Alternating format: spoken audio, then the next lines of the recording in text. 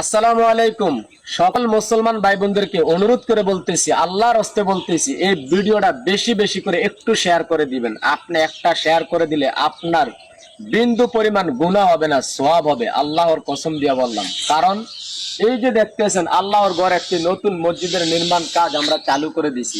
অনেক টাকার প্রয়োজন, আপনাদের একটু সহযোগিতার হাত বাড়াইয়া দিবেন। আপনাদের কাছে একটু সহযোগিতা চাইতেছি আল্লাহর ঘর এই মসজিদের জন্য।